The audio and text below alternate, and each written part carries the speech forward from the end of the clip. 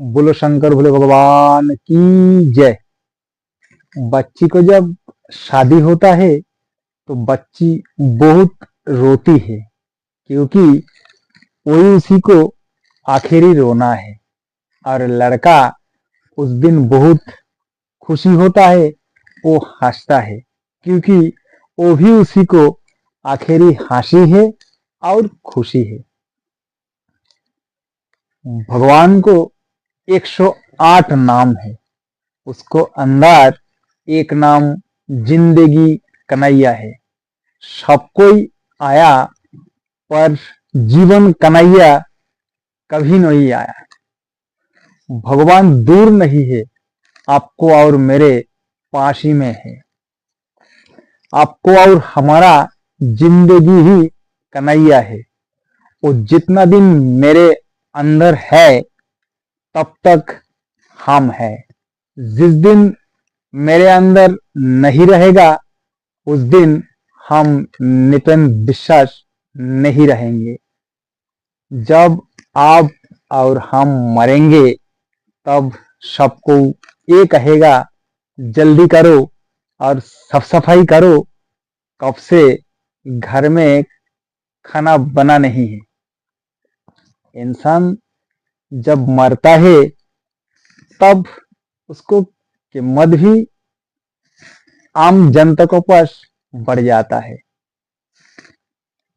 जब एक dead body लेके कलकत्ता से बंबई जाओगे तब उसी को किराया 10 से 20 हजार रुपये हो जाएगा और आपको कोई टच नहीं करेगा।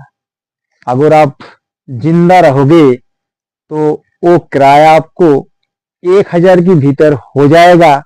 अगर आपको बगल में आदमी बैठेगा वो आदमी टच भी करेगा। कितना भी पैसा वाले हो, चाहे अरबपति हो चाहे करोड़पति हो, पर कोई ये नहीं कहते हैं जे उनको 2 से 4 दिन तक बने रहने दो। यहाँ जितना दिन भगवान इस शरीर में है उतना दिन ही ये जीवन है। जिस दिन भगवान पक्षी पिंजरा छोड़कर चले जाएगा तब एक पिंजरा कहीं मूल्य नहीं। जैसा पक्षी पिंजरा छोड़ के भाग जाता है, कोई पिंजरा को कोई कीमत नहीं रहते है। ऐसा ही शरीर से जब आत्मा रूपी प्राण निकाल जाते हैं, इस शरीर का कोई कीमत नहीं रहते है। गीता में श्री कृष्ण ने अर्जुन से कहा, हे अर्जुन, मैं प्रत्येक जीव में आत्मा स्वरूप में रहते हैं। आत्मा अगर भाग जाए तो देह कभी नहीं रहते हैं।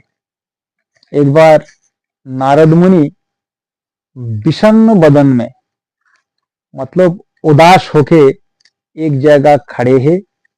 तब भगवान श्री कृष्ण ने कहा, हे नारद, तुम आज विषन्न बदन में क्यों खड़े हो?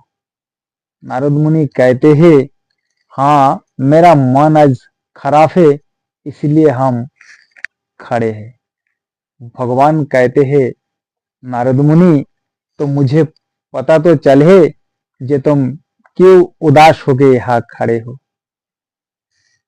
तो नारद मुनि भगवान से कहते हैं, प्रभु, तुम्हारा तो इतना 16,000 गोपियां है, पर मुझे एक गोपिया क्यों नहीं देते हो? आप तो परम ब्रह्मो महान दाता भगवान हो।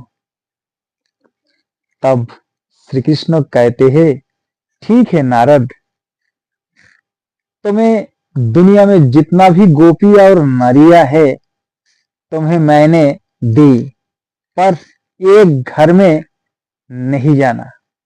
नारद मुनि कहते, ठीक है, कहिए क्या करना पड़ेगा मुझे?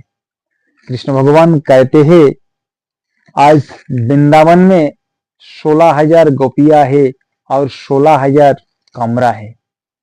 जो कमरा में हम नहीं रहेंगे, कोई गोपिया तुम्हारा है। नारद मुनि आनंद में गदगद हो पड़ी और हंसने लगा। ठीक है प्रभु, बहुत अच्छी बात है।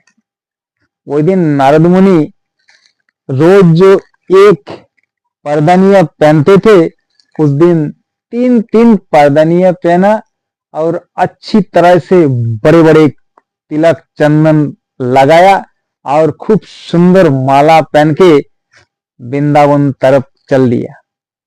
और गोपिनी को एक घर में जाके कहने लगा, हे गोपी, दरवाजा खोलिए, कृष्ण भगवान ने मुझे यहाँ पहुंचाया है। गोपी ने भी दरवाजा खोला और आवाज दिए, आओ नारद मुनि, मैं भी तुम्हारा इंतजार करती हूँ। नारद मुनि ने जब झांक के देखा वहां कृष्ण भगवान बैठे हैं। तब नारद मुनि घबरा गए और वहां से चल पड़ी। ठीक है, जब कृष्ण भगवान यहाँ है तो हम दूसरा कमरा में जल्दी से जल्दी पहुंचे। नारद मुनि वहां से जल्दी आनंद में खुशी होके दूसरा कमरा की तरफ भागने लगा। जब दरवाजा के सामने गए तो कृष्ण भगवान और नारद मुनि को टक्कर हो गए। नारद मुनि घबरा गए, ये क्या है? कृष्ण भगवान, तुम तो वही कमरा में बैठे थे और मेरा पहले तुम दूसरा कमरा में कैसे आ गए? कृष्ण भगवान ने कहा, नारद मुनि, यहाँ कहाँ है, 16,000 कमरा में ही हम जितना गोपिया है सबको पास हम ही बैठे हैं। नारद मुनि फिर वहां से दुख ही मन में अपना घर लौट के आए। जिस लोग दुनिया में व्रत करते हैं, विशेष करके एकादशी व्रत, उनको पास भगवान जरूर आते हैं। उनको साथ उन बिना भगवान रह नहीं सकते हैं। एक बार भक्त भगवान श्रीदाम और शाखाहरे प्रभु कृष्ण से कहने लगा, हे प्रभु, तुम हम लोगों को छोड़ के संग त्याग करके कभी कहीं मत जाना। श्री कृष्ण यशोदा मैया को होली में बैठ के चुपचाप सुनते रहा। श्रीराम सहो संगी हरे कहने लगा, हाँ प्रभु, आपसे विनय है, आप हम लोगों को साथ छोड़ के कभी नहीं जाना। अगर आप साथ छोड़ के भी कहीं जाते हो तो आपसे एक विनय है, क्योंकि आप पहले तो हम लोगों को गलती है जे आप एक राजपुत्र है और हम लोग तो भिखारी को बच्चा है। आप लोगों के साथ दोस्ती किया है, ये हम लोगों को गलती है। तो आपसे विनय है जे आप हम लोगों को संग त्याग कर देना, पर इतना आशीर्वाद जरूर देना, जहां साधु संत वैराग्य बैठ के और भक्तगण एक साथ में होकर तुम्हारा मधुर नाम संकीर्तन जहां करते हैं, वही भक्तगणों को बीच में हम लोग बैठ के तुम्हारा नाम संकीर्तन कर सके। बाद में आखिरी में उन भक्तगणों को धूली सिर पे रख के हम लोग दुनिया से विदा ले सकते हैं।